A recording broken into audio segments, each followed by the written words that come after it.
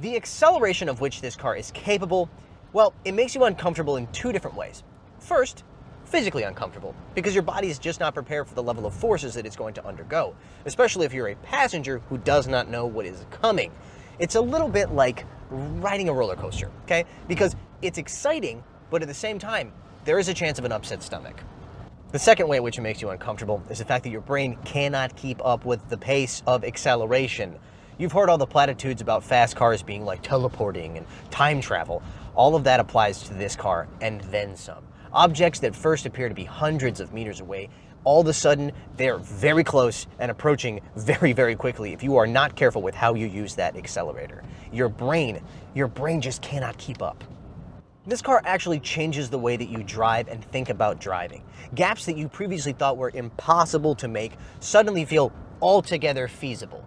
You're sitting there thinking to yourself, sure, this lane ends at 25 meters, but I can definitely get in front of that car in this space. And you could, but you shouldn't, because it's dangerous to drive that way. Put simply, having this much power at the tip of your fingers makes the temptation to drive like a jerk really strong. Oh my God. And that acceleration is not without drama. Remember, this car's, most of its power, more than 2/3 of it is on the rear wheels. That's 1,000 horsepower back there. And so when you go deep into the accelerator pedal, not just from a standstill, even at higher speeds, the rear wheels can break traction and the rear end will slide around sometimes. I mean, it's genuinely possible to lose control of this car.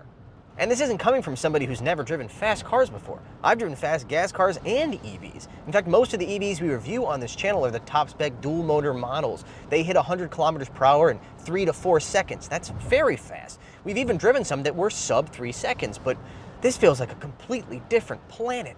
And this is a planet that is both thrilling and terrifying. As I said earlier in the video, it used to be that you had to spend $1 million or more to get performance of this level.